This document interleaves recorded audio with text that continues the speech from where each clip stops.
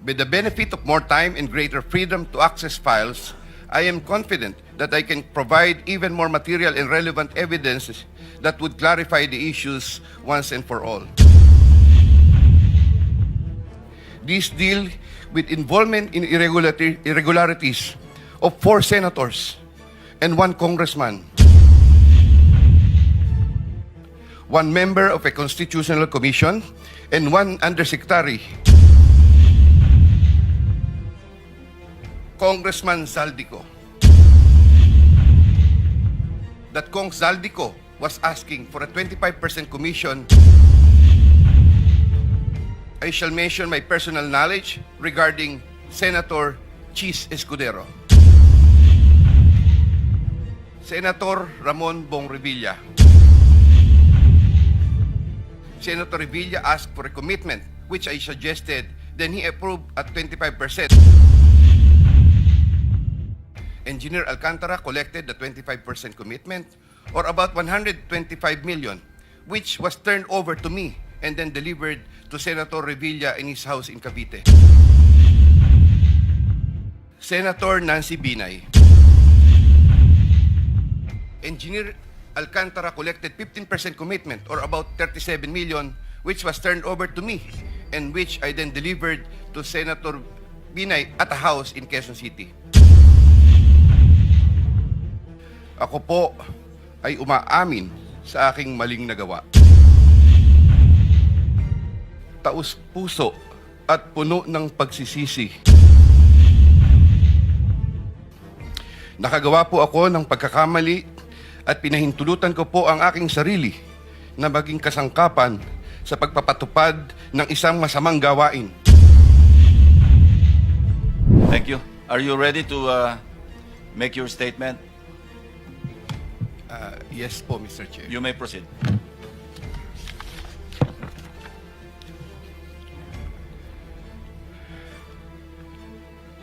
Dear Senator Lacson and honorable members of the Blue Ribbon Committee, I am Roberto Bernardo, formerly an Undersecretary for Operations of the Department of Public Works and Highways, DPWH.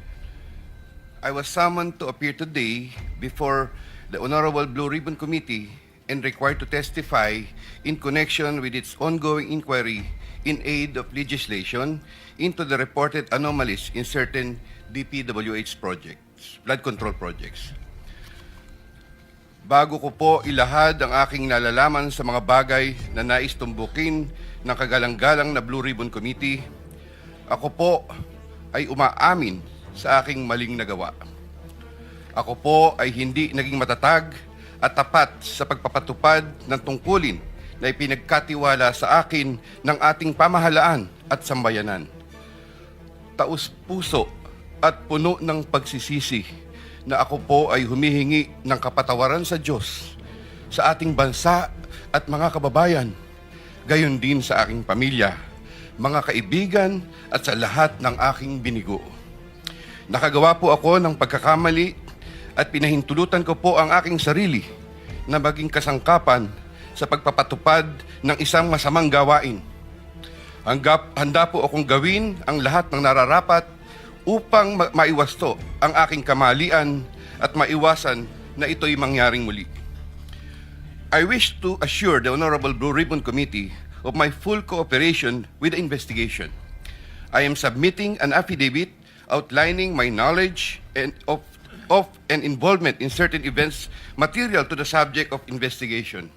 Moreover, I will disclose and expound on related incidents within my personal knowledge, mindful not only of the materiality of my testimony, but also of my rights, as well as fearful of what effects my disclosures will have on my family's safety and well-being. I have applied before the Department of Justice for coverage as a state witness under Republic Act No. 6981, otherwise known as Witness Protection, Security and Benefit Act. I hope the Honorable Blue Ribbon Committee will find merit in my application and favorably endorse the same to the DOJ. with the assurance of the Honorable Blue Ribbon Committee that my rights and benefits under RA 6981 shall be respected, I am prepared to submit the aforesaid affidavit to Honorable Blue Ribbon Committee and swear to and testify on the same, with the approval of the Honorable DOJ Secretary on the disclosure thereof for such purposes. The highly sensitive nature of the disclosures made in my affidavit cannot be stressed enough. These deal with involvement in irregularities of 4 senators and 1 congressman, 1 member of a constitutional commission, and 1 undersecretary, seriously undermining public trust in 2 out of 3 branches of our government and a constitutional body, thereby posing a significant threat to our national security, as it may lead to political instability, which may weaken the ability of the government to function effectively. 25 of September 2025, Makati City, Metro Manila. And this, Mr. Chair, signed na po ito. Okay. May we hear from Secretary Remulla, since he mentioned about his application for admission into the program? Your Honor, we will have to evaluate his statements in relation to all the other testimonies that we have gathered in the DOJ and in the Blue Ribbon Committee. The Senate President. Mr. Chairman, Guzman.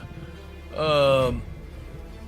We would like to listen to your sworn affidavit, if you have one, or an affidavit that you will swear to complete the disclosure that you're talking about. Otherwise, those are mere general statements. Please, thank you. Yes, Mr. President, Mr. Chair, may I be allowed to read the Yes, you may proceed, Yusek Bernardo. affidavit? I, Roberto R. Bernardo, Filipino, of legal age, a resident of Malolos City, Bulacan, under oath, depose and state. In connection with the ongoing Senate Blue Ribbon Committee investigations, I intend to submit this affidavit, which provides details of my knowledge about matters within my jurisdiction relating to flood control projects when I was still serving as Undersecretary for Operations of the Department of Public Works and Highways. This affidavit lays out details. Sorry, excuse me. You have your counsel now with you? Yes, sir. Yes, po, Okay, Mr. on Chair. record. Okay. This affidavit lays out details of the involvement of legislators as well as other government officials, with a commitment on my part to expand these disclosures as my best recollection of facts and records may serve. Number 3, since the received an invitation to appear in these proceedings, I began collating, vetting, and consolidating all written communications, documents, tables, and matrices and lists in my possession, the retrieval of which has been difficult since I retired from public service last August 2025.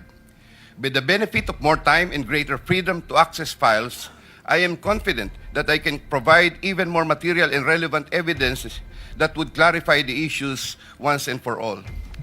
Number 4, more importantly, I am executing and submitting this affidavit with my full and absolute consent as an integral part of my application to be admitted under the Witness Protection Program through the favorable recommendations of the Honorable Chairman of the Blue Ribbon Committee, Senator Ping Lacson, and the Honorable Senate President, Tito Soto, under Section 4, as well as Section 10 of Republic Act Number 6981, otherwise known as Witness Protection, Security, and Benefit Act, before the Department of Justice.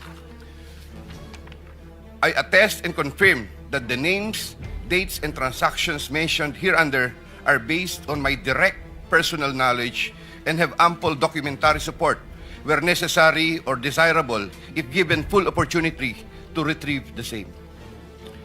Background facts. I earned my bachelor's degree in Bachelor of Science in Civil Engineering in 1984. I am a registered civil engineer by profession. In the year 1985, I began my 40-year stint in the DPWH as a laborer. I then climbed the ranks through the years as Associate Civil Engineer, Engineer 2, Engineer 3, and as Assistant District Engineer, District Engineer, Assistant Regional Director. I then became Assistant Regional Director CESO4 sometime in 2012 until my appointment as Assistant Secretary in 2016. I finally became Undersecretary more than a year later and remained such until my retirement on August 2025. I met former District Engineer Henry Alcantara during my assignment in the Laguna 2nd District Engineering Office. Engineer Alcantara, Engineer Bryce Hernandez, Engineer JP Mendoza, and Engineer Algie Jumasig all belong to the Bulacan 1st DEO. 2020-2040 scheme.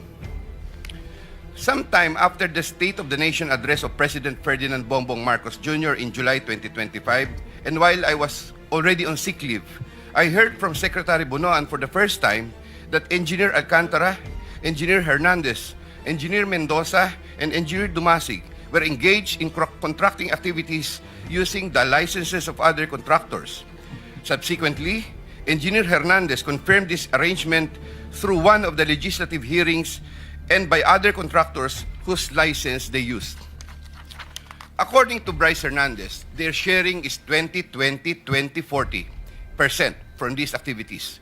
My understanding is that they had prepared and signed documents for purposes of collecting payments, which they then apportioned the profits amongst themselves. However, I must admit that I have no personal knowledge on the exact actions they took to accomplish this scheme, and I can only be asked general questions on the systems in place that would have allowed this modus operandi to happen. I categorically state that I have neither knowledge nor participation in these business activities, which were entirely done by Engineer Alcantara, Engineer Hernandez, Engineer Mendoza, and Engineer Dumasig on their own. Ghost projects. At about the same time, after the 2025 SONA, I also heard for the first time that aside from the 2020-2040 scheme, were flood control projects, ghost projects, for which Engineer Alcantara, Engineer Hernandez, Engineer Mendoza, and Engineer Dumasig were also responsible. These were confirmed later by Secretary Bunaan during a separate legislative hearings. I called up Engineer Alcantara to ask him about these flood control ghost projects. He denied any participation. Subsequently, he likewise told me that he even convened the officers of Bulacan 1st DEO to confront them about these ghost projects, and that some officers, it was Engineer Hernandez who was the primary person responsible for the same. In the exact words of Engineer Alcantara, si Bryce po yan. I categorically state that I have neither knowledge nor participation in these flood control ghost projects. Congressman Saldico. My personal knowledge regarding Congressman Saldico are set out as follows. Congressman Saldico one time called me to say that he met Engineer Alcantara and wanted to confirm, maayos bang kausap si Engineer Alcantara? To which I replied, maayos po. Engineer Alcantara then told me that Kong Saldico was asking for a 25% commission, and out of that amount, 2% was to be shared equally between Engineer Alcantara and myself. In his exact words, "Boss, hati na tayo sa 2%. Furthermore, Engineer Alcantara would tell me every time that he made deliveries of cash to Congressman Saldico in compliance with his commitment to Congressman Saldico.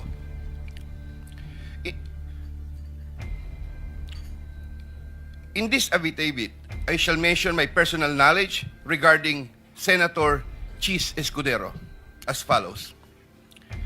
Maynard Ngu and I are close friends, and we go years back. He is also a close friend and campaign contributor of Senator Chis Escudero. Maynard Ngu asked me to submit a list of projects. I personally submitted a list of projects to Maynard Ngu, and some of the items therein pertaining to Valenzuela and Marinduque projects were subsequently included in the General Appropriations Act. A copy of the list of Valenzuela and Marinduque projects is here to attach to this affidavit as Annex A. When I gave him the list and in relation to the commitment, I asked him, "Boss, paano to? Maynard replied, bahala ka na. I asked, boss, okay na ba ang 20%? Maynard said, okay. After inclusion of the projects in Dagaa, I delivered 20% of approximately 800 million or about 160 million to Maynard Ngu, which was meant for Senator Escudero. Finally, I would like to add that deliveries of cash were personally made to me, by me, to Maynard Ngu at his office in Manila. I confirm that Commissioner Lipana requested that he be referred to officers of DPW's Bulacan 1st DEO. I referred him to Engineer Bryce Hernandez. I have no personal knowledge if they were able to secure a project in Bulacan 1st DEO. Furthermore, and subject to possible referral to an executive session upon the approval of the Honorable Chairman, I attest to the broader systemic issues in DPWs that are widespread. My statements hereunder are based on personal knowledge and direct interactions with the personalities involved with great risk to my safety and that of my family members. I confirm the following. Yusek Traigib Olaybar of DepEd. Yusek Traigib Olaybar used to work for Senator Ramon Bong Revilla and Senator Sani Angara before his appointment as Yusek for the Department of Education. Sometime 2010, I met for the first time Yusek Olaybar, who was then working in the office of Senator Bong Revilla. Later, I learned that he transferred to the office of Senator Edgardo Angara and then later to Senator Sani Angara. Sometime 2024, Yusek Olaybar personally called me for a meeting to discuss about unprogrammed appropriations, supposedly for the office of the Executive Secretary. In the said meeting, he requested me to submit a list of projects. After the meeting, I asked Bulacan 1st DEO to prepare a list of projects for funding. Thereafter, Engineer Alcantara submitted a list of projects worth 2.85 billion. Here to attach as Annex B is a list of those projects. Subsequently, I submitted this list to Yusek Olaybar. Yusek Olaybar told me that the commitment is 15%. In his words, boss, 15 yan. Thereafter, the DPWs received a special allotment release order for 2.85 billion for the projects listed in Annex B. Engineer Alcantara, from time to time, would collect and deliver the agreed 15% commitment to me, which I delivered or caused to be delivered to Yusek Olaybar in Magallanes, Makati, and other places.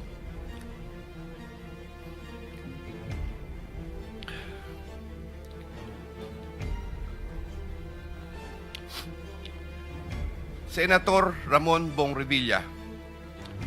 Sometime in the year 2024, Senator Revilla and I met where I gave him a list of projects given to me by Engineer Alcantara. Senator Revilla asked for a commitment, which I suggested. Then he approved at 25% of the total amount of the projects indicated in the list here to attach as Annex C.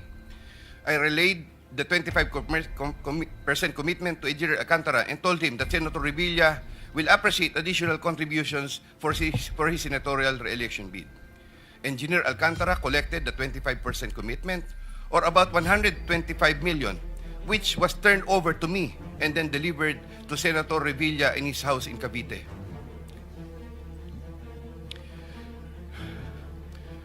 Senator Nancy Binay.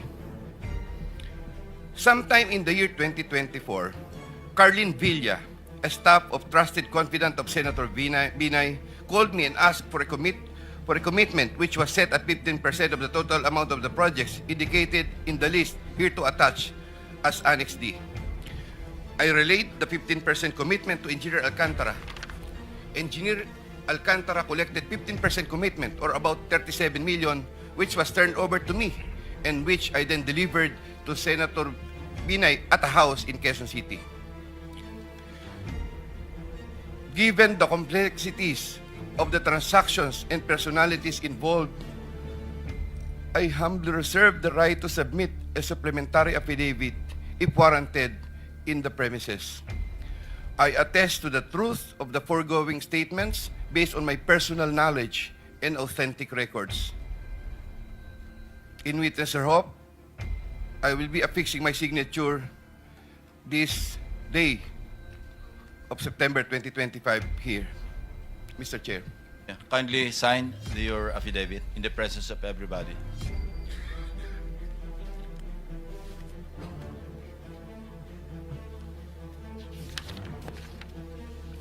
Here, Mr. Chair, I have already signed it. For the record, you signed the same affidavit that you read, no? Yes po, Thank Mr. you. Chair. Maraming salamat, Yusek.